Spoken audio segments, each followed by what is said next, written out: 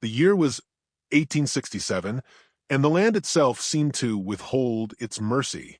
The plains stretched wide and cruel, dust rising in swirls that stung the eyes and parched the throat. Along a fence line where the wind gnawed the posts down to splinters, a girl was tied, her wrists bound so tight the rope had bitten blood into her skin. She could not have been more than 15. Her hair hung in greasy strands over her face, lips cracked, eyes hollow with the dazed look of someone left to wait for death. Crows circled above, riding the hot air, their shadows cutting across the dirt at her feet. A rider came slow down the trail, the steady clop of hooves breaking the silence. He was a tall man astride a bay gelding, his shoulders square but bent from years of wear. His hat brim shaded eyes that had seen too much. War, fever, graves dug shallow because there was no time for deep. His name was Luke Carver, though few bothered to call it anymore. Most just called him the widower out on Red Bluff, and even that was usually spoken low, like his name carried misfortune. Luke saw the shape tied to the fence long before he was near enough to make sense of it. At first he thought it might be a calf gone lame, left there until someone returned. But when the wind lifted and he heard the faint cry, ragged, hoarse, more breath than sound, he swung out of the saddle and strode forward, his spurs striking sharp against stone. The girl flinched when he reached her. She didn't plead, didn't struggle, only turned her head enough that he saw the whites of her eyes. He cut the rope with his knife in 2 quick jerks, the hemp snapping under the steel, and caught her as she stumbled forward. She weighed almost nothing, bones and skin, the kind of thinness that spoke of long neglect. Who did this? His voice was rough, a soldier's bark more than a rancher's drawl. Her lips moved, but no sound came. He lifted her, carried her to his horse, and set her gently in the saddle. When she swayed, he climbed up behind, steadying her against his chest. The trail home was quiet but for her shallow breaths and the leather creak of tack. Luke's mind churned with the question he did not ask aloud. Who ties a child to a fence and leaves her for carrion? He had seen cruelty. Men bayoneted for less than a scrap of food during the war, women left in burned-out houses when fever swept through, but something in this struck harder. Perhaps because of her age. Perhaps because she reminded him of a future he'd lost. His wife, Mary, had died 3 winters ago, their newborn daughter with her. Fever took them both before the doctor could ride out, leaving Luke with nothing but empty rooms and silence that howled worse than any storm. He had buried them himself, his hands blistered from the frozen ground. Since then, he kept his ranch running by habit, not by heart. He lived with his grief, like a man might live with a wound that never quite healed. Now there was this girl. By the time they reached his ranch, dusk had fallen, painting the sky in streaks of copper and violet. He carried her inside and laid her on the narrow bed once meant for his daughter. She stirred, whispering something. He bent close. "Annie," she breathed. "My name, Annie May." Luke gave a short nod, though her eyes had already closed. He set a cup of water by her bedside, then sat in the chair by the window, watching the stars wheel out over the darkened plains. Sleep did not come for him, only thoughts circling. Morning light spilled through thin curtains when Annie woke. She pushed herself up slow, winced at the rope burns on her wrists. Luke brought her bread and a bit of milk. She ate like someone half afraid the food would vanish. "Where's your family?" he asked. Her gaze dropped to the tin plate. "Ain't got one." He waited. Silence stretched until finally she said, "My pa, he done tied me there. Said, if no one wanted me at auction, I weren't worth keeping." The words hung heavy. Luke's jaw tightened. He thought of men who gambled away land, livestock, even kin when desperation took them. But to leave a child like that, bound and helpless, was something fouler. Where is he now? Ride in with others. Don't matter. He'll come back. He always does. She shoved the bread in her mouth, like she could eat the fear with it.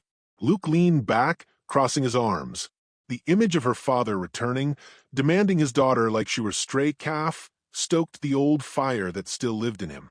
He had seen too much blood to go courting more, but neither would he hand a girl back to the rope. Later that day he saddled up again, taking Annie with him into town. She needed clothes, supplies. He kept her close as they walked the main street of Red Bluff. Folks paused in their business to stare. Some murmured. He caught words like stray, trouble, and widower's folly. Inside the general store, Mrs. Howard's eyes went wide when she saw the girl. "Mercy, where'd you pick this one up, Luke?" "She ain't a stray dog," Luke said flat. "She's under my care now." The woman sniffed, muttering about how he had no business keeping a girl that age under his roof. Annie shrank behind him, fingers clutching the edge of his coat. He bought what she needed anyway: dress, boots, a bar of soap, and ignored the stares. On the way out, they passed Sheriff Wilkins leaning against the post, chewing tobacco. He spat and narrowed his eyes. "Luke, you know what you're stirring, bringing her here? Folks say her pa rides with Maddox's lot. That true?" Luke met his gaze steady. "Don't care who he rides with. She stays with me." "Then you best keep that rifle close," the sheriff said. "Maddox's men don't take kindly to losin' what they reckon's theirs." The warning clung to Luke as he rode home with Annie.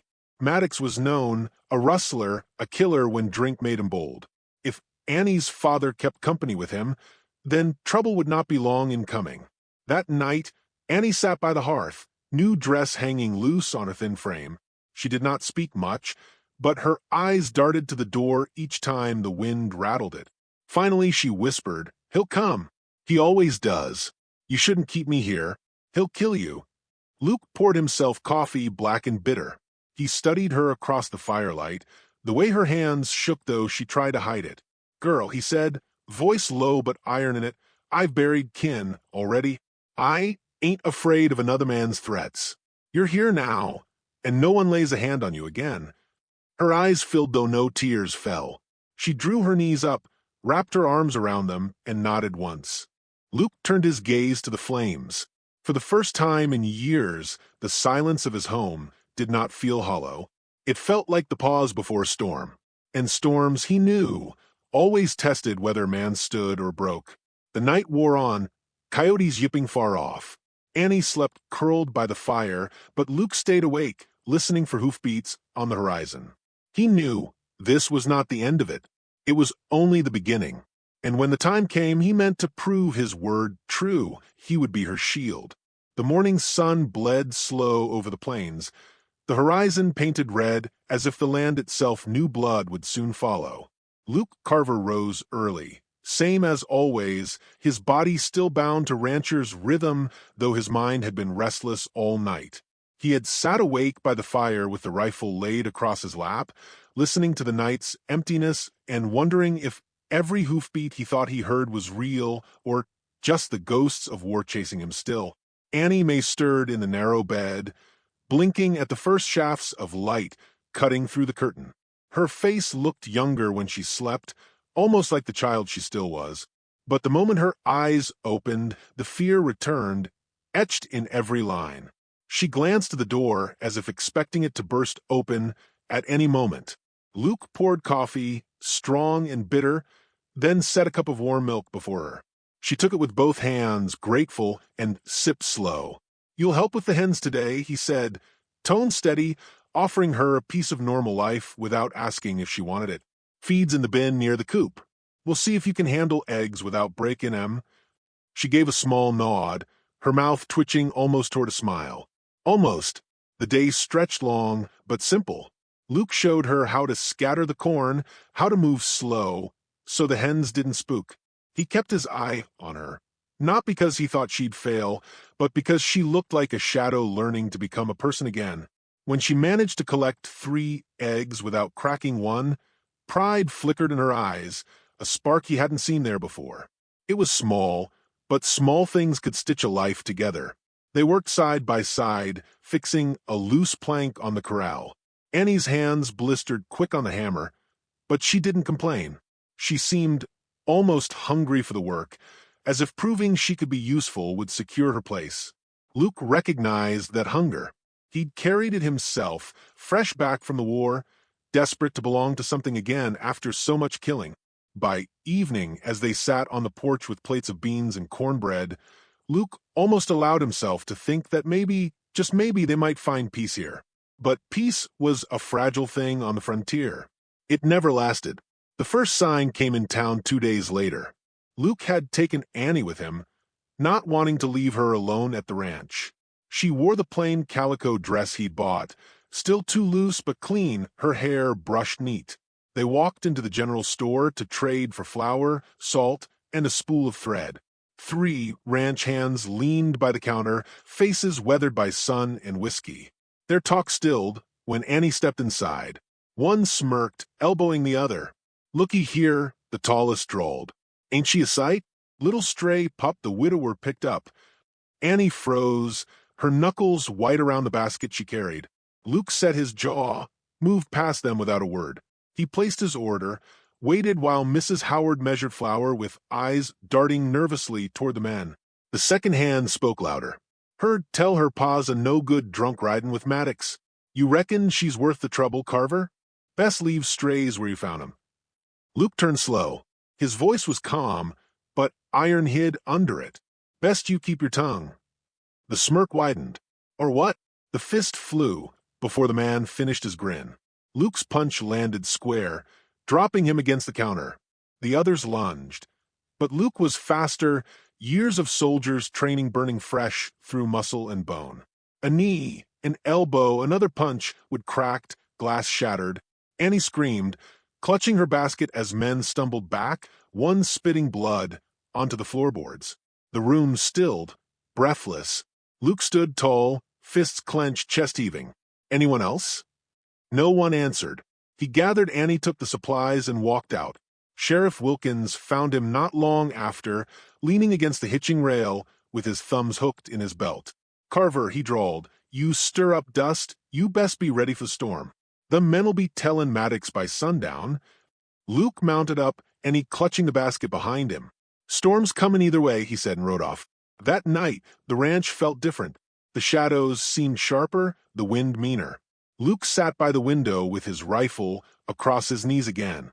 Annie tried to sew with the thread he'd bought, her small fingers clumsy but determined. She broke the silence at last. "Why'd you fight them?" she asked softly. "Because they needed remindin'," Luke said. "They'll come back. Paul'll come too. He don't stop." He looked at her, really looked, and saw the raw truth of her fear. She had lived under a man's cruelty long enough to know it didn't vanish when you wished it. "Then let him come," Luke said. "But hear me, Annie Mae. You're not his to hurt anymore." Her hands shook. She set the needle down, whispering, "I ain't worth it." The words struck him harder than any blow. He leaned forward, his voice low but fierce. "Don't ever say that again. I lost my own child once. I couldn't protect her. But I can protect you. That's worth something." That Annie stared, eyes wide, as if trying to believe him. Then she nodded just once and picked up the needle again. Days passed. She learned to ride, though she clung tight to the saddle horn. She gathered eggs, carried water, even laughed once when a goat butted Luke and nearly knocked him over. For a heartbeat, Luke saw the girl she might have been if life hadn't beaten her down. It stirred something in him he thought long buried, the aching memory of what fatherhood might have been. But peace cracked again when a rider came hard up the trail one afternoon. It was Jed Miller, a neighbor from the next ranch over, sweat streaking his face. "Luke," he gasped, reining in. "Heard word in town. Maddox and 3 of his boys riding this way. They say the girl's pa's with em." Luke felt the air tighten, the silence between heartbeats heavy. He looked toward the porch, where Annie stood pale and still, her hands clutching the rail. "Thank you, Jed," Luke said. "You best head home, keep your family close." Jed nodded, spurred off, dust rising behind him. Luke turned to Annie. "Pack what you can carry. We can't stay." Her voice trembled. "Where'll we go?" "Where they won't follow." That night they kept no fire. Luke moved through the dark, checking rifle and pistol, saddling the horse with quiet efficiency. Annie watched, her eyes too old for her young face. "They'll kill you," she whispered. "Maybe," Luke said, cinching the saddle tight. "But I aim to make it cost them dear." She stood silent for a long moment, then said, "I'll ride. I ain't gonna slow you." Luke looked at her, a flicker of pride touching the grimness in his eyes. She was learning to stand, though fear still dogged her. Maybe that was the first step, standing anyway. Near midnight, a sound cracked the silence, the distant rumble of hoofbeats rolling like thunder across the plains. Luke froze, listening. Annie gripped his coat, sleeve, breath-catching. The riders came into view against the moonlit ridge, shadows moving fast, the glint of steel catching the pale light. One voice rang out, harsh and cruel, carried on the wind. "Carver, you got something of mine." Annie's hand shook against Luke's arm. "Pa!" Luke raised the rifle, voice calm, steady as stone. "Get inside, Annie." But she didn't move. She stared out at the riders, lips pressed tight, torn between terror and the dawning spark of defiance. Luke fired once, the shot echoing across the land. The riders reined back, scattering into the dark. Shouts rose, angry, promising they'd be back. Then the night swallowed them again. Annie trembled, staring at Luke as if seeing him new. He lowered the rifle, eyes still on the ridge. "They'll come at first light," he said. "Tomorrow we ride. Whatever happens, Annie Mae, you stay with me. Do you understand?" She swallowed hard, then nodded. "I understand." The night stretched long, filled with the weight of what lay ahead. Luke kept watch, rifle in hand. Annie sat close, silent but unyielding.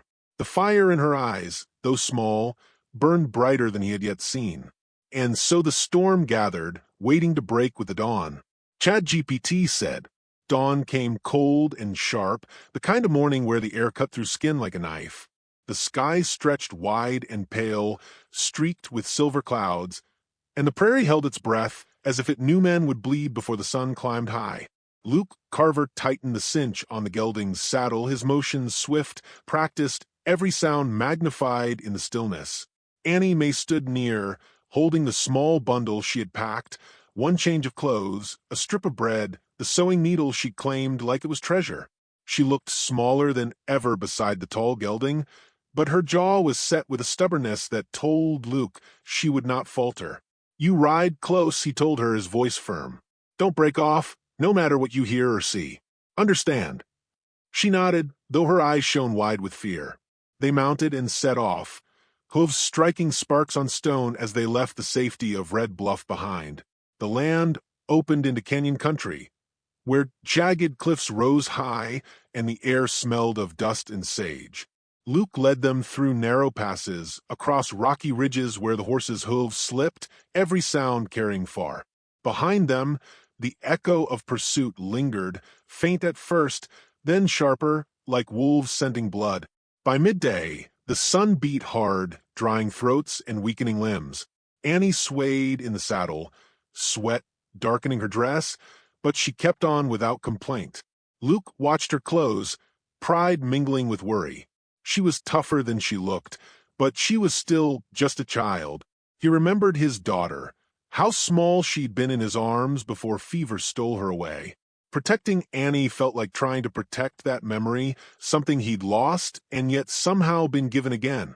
A sound cut through his thoughts, the distant crack of a rifle. The shot echoed off the canyon walls. Luke wheeled his horse, eyes scanning the ridges. Dust plumes rose where riders closed the distance. Maddox and his men were coming fast. "Ride!" Luke barked. Annie clutched her reins and urged her horse forward. They thundered down the narrow trail, dust choking, rocks flying beneath hooves. Bullets whined off stone, sparks leaping where lead struck. Annie ducked, low, her heart hammering loud enough Luke could almost hear it. The trail dipped toward a river swollen with spring runoff, the water frothing white. Luke cursed under his breath. Crossing would be dangerous, but staying meant certain death. He spurred his gelding forward, plunging into the torrent. The current seized the horse, nearly sweeping them sideways, but Luke leaned low, shouting over the roar. Annie followed, clinging to the saddle horn, her small frame nearly torn away by the water's fury. Halfway across, her horse stumbled. She screamed, flung into the water, the current dragging her downstream. Luke kicked free, diving in, the cold like knives in his flesh. The river closed over his head, pulling him under. He fought up, gasping, eyes searching through spray and foam. Annie's arm flailed, then vanished. "Annie!" His voice was raw, swallowed by the roar. He struck out, every stroke against the current of battle. His lungs burned, his strength fading. He reached her at last, his hand closing around her wrist. She kicked, coughed, fought the water with desperate will. He dragged her up, choking himself, until at last his boots struck gravel and he hauled her onto the far bank. They collapsed together, coughing, shaking, water streaming from their clothes. "You all right?" he rasped. She nodded, teeth chattering, but her eyes were fierce. I held on. He almost laughed, though it came out as a ragged breath. "That you did." No time to rest. The riders would find another crossing soon enough. Luke pulled Annie to her feet, wincing at the pain slicing his side. The river had flung him against a rock, tearing skin deep. Blood stained his shirt, but he pushed on. They climbed into the canyon, following a narrow deer trail that wound upward through stone spires. The sun dipped low, shadows stretching long. Annie kept close, helping steady him when his steps faltered. Once, when he stumbled hard, she slid her thin arm under his, half carrying, half dragging him until they reached level ground. "We need to stop," she whispered. "Not yet." His voice was iron, though it shook with pain. But when they reached a wide basin between cliffs, they had no choice. The hoofbeats behind them grew louder, the riders spreading out, voices shouting. Luke shoved Annie behind a boulder, thrusting the rifle into her hands. "You know how to use this?" Her eyes widened. "I know, Point, steady, squeeze. That's all. Don't fire till I tell you." She gripped it with both hands, trembling but nodding. The riders poured into the basin, for shadows against the red dusk. Maddox himself led, thick-bearded, eyes cruel beneath the brim of his hat.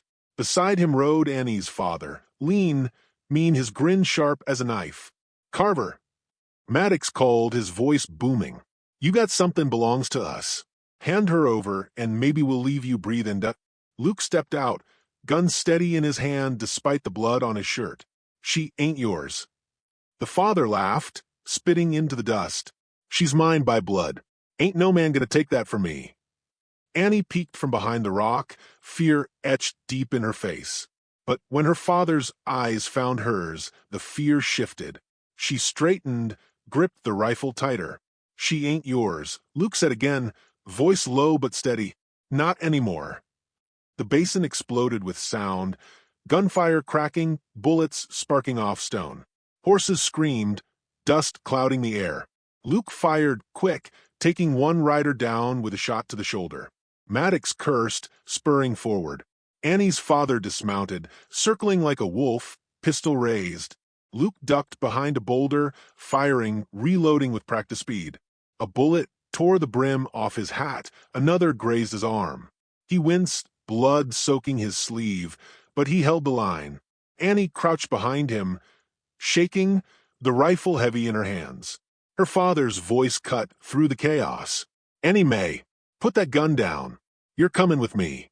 You ain't nothing without me, girl. You never were." Her breath hitched, tears burning her eyes. For a moment she froze, torn between the voice she had always obeyed and the man standing before her now, battered, bleeding, but unyielding.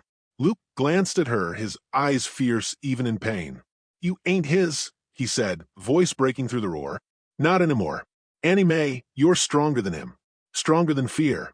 Take your stand." Her father charged forward, pistol raised, sneer twisted across his face. Annie lifted the rifle, her arms shaking. Time slowed, the shouts, the gunfire, the pounding of her heart. She squeezed the trigger. The shot cracked loud, echoing off stone. Her father staggered, eyes wide, then collapsed into the dust. Silence followed, broken only by Maddox's curse as he spurred his horse and fled with the last of his men. Annie lowered the rifle, her whole body trembling. She stared at the fallen man, chest heaving, tears spilling silent down her cheeks. Luke staggered to her side, laying a hand on her shoulder. "You did what had to be done," he said softly. "You're free now." She turned, burying her face against his chest, sobs racking her thin frame. He held her tight despite the pain, his own eyes burning. For the first time in years, he felt something more than grief. He felt purpose, fierce and unbreakable. They buried her father in the basin, marking the grave with stones. No words were spoken over him, some men or none. Then they rode back, slow and weary, the land stretching quiet before them. Days later, back at the ranch, Luke sat on the porch with Annie beside him. The sky blazed orange as the sun sank low. She leaned against him, silent, watching the horizon. "Do you think it's over?" she asked at last. "For now," he said, "but trouble always finds its way out here. The difference is you don't face it alone no more." She was quiet, then whispered, "You're my shield." He looked at her, saw the girl she had been and the woman she would someday become, and nodded. "Always." The wind sighed across the plains, carrying with it the smell of dust, sage, and something almost like peace. For the first time since burying his wife and child, Luke Carver felt alive again. Not whole, not yet, but alive. He had taken in a girl left for dead, and together they had forged something stronger than blood.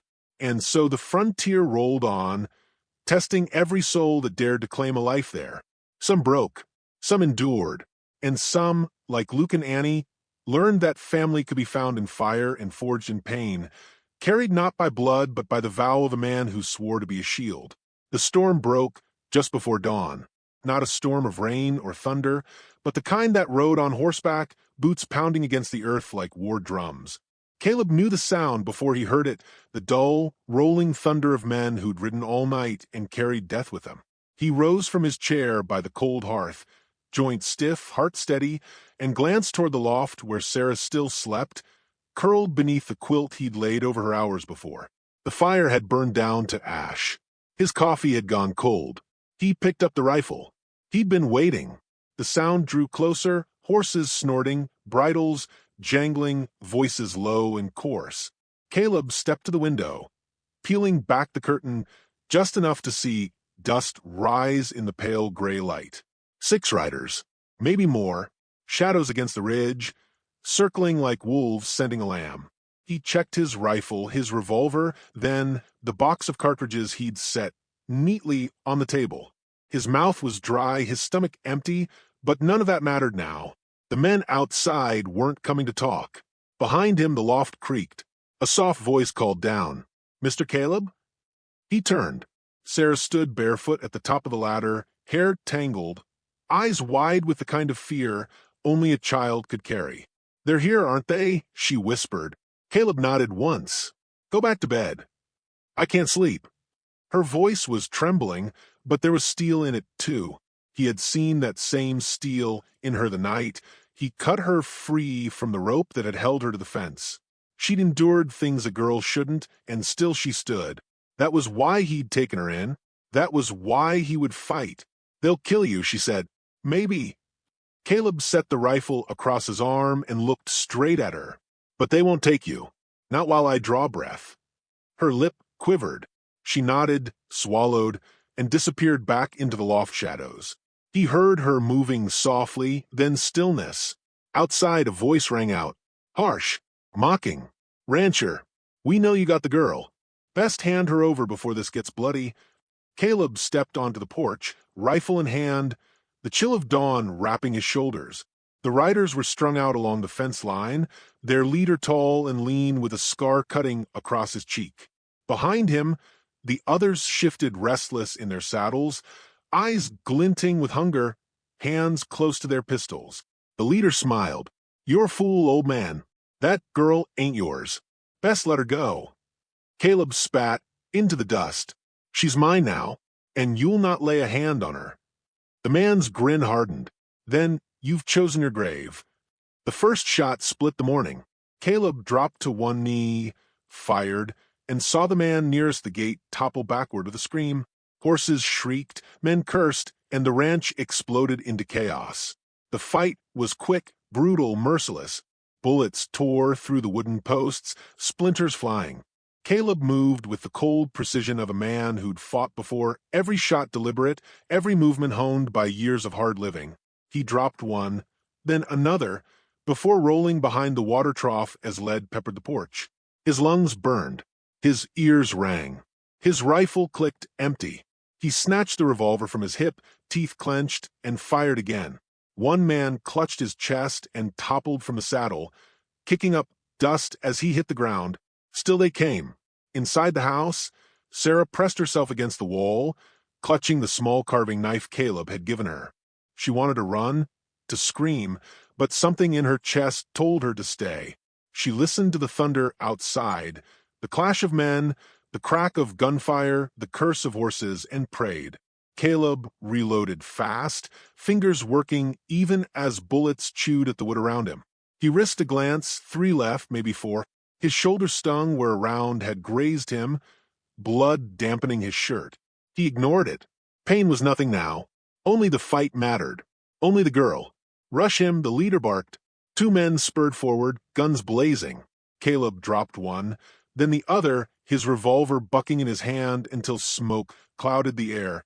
The last rider veered, panic breaking his charge. That left only the leader. He dismounted slow, deliberate, scarred face twisted into a sneer. He drew his pistol with a lazy kind of confidence, like a man certain of his victory. Caleb rose from behind the trough, breathing hard, revolver steady despite the blood running down his arm. They faced each other across the yard. "Why her?" Caleb asked, voice raw. "Why chase a child?" The leader's grin was cruel. "Because she's worth more than you'll ever know. And because men like me take what we want." Caleb's jaw tightened. "Not today." The leader fired first. The shot tore past Caleb's ear, hot and screaming. Caleb's own bullet answered, striking the man square in the chest. The leader staggered, disbelief flashing in his eyes as he dropped to his knees, blood soaking his vest. He tried to raise his gun again, but Caleb fired once more, and the man fell face first into the dirt. Silence fell. The yard reeked of gunpowder and blood. Horses stood trembling, rein slack as the dust began to settle. Caleb lowered his revolver, chest-heaving, vision swimming. He wiped the sweat from his brow with a shaking hand. The door creaked open. Sarah stood there, pale but unflinching, eyes fixed on the bodies scattered across the ranch yard. Her knife still clutched in her hand. "It's over," she asked. Caleb swallowed. His throat was dry as sand. "For now." She stepped onto the porch, bare feet silent on the boards. She looked at him, not the blood, not the wounds, but him. "You kept your word," she whispered. He nodded once, unable to speak. Her small hand slipped into his. Rough, calloused fingers met soft, trembling ones, and for the first time in years, Caleb felt something break loose inside him. A weight he'd carried since his wife and child were taken by fever, since the nights he drank alone with ghosts, since he built his walls high to keep the world out. Now a child had walked through them. They buried the dead at sundown. Caleb worked with steady hands, Sarah beside him, carrying water, fetching tools, saying nothing but watching everything. She saw the way he bowed his head over the graves, the way he whispered words too low for her to hear. She understood, without asking, that he was laying more to rest than just the men he had killed. That night, the stars burned bright above the plains. Caleb sat on the porch, arm bound with a strip of cloth, rifle across his knees. Sarah curled beside him, head on his shoulder, already drifting to sleep. The night was quiet, save for the distant cry of coyotes. Caleb's gaze lingered on the horizon, where darkness met starlight. He knew more would come. Men always came when there was something worth taking, but he also knew this. He was no longer alone, and the weight of that truth filled him with a strength he hadn't felt in years. He looked down at the girl sleeping against him, her face softened in the lamplight. For her he would fight again. For her he would endure. "So, what do we take from this tale?" His voice whispered, half to the stars, half to himself. "Maybe it's this: the frontier don't care for the weak. But sometimes, just sometimes, one man's promise is enough to stand against the dark." He let the silence stretch, let the night carry his words into the vast emptiness. Then he added, softer still, "If this story found you, if it stirred something in your chest, don't let it go quiet. Share it, remember it, and carry it on." The wind shifted. The prairie sighed.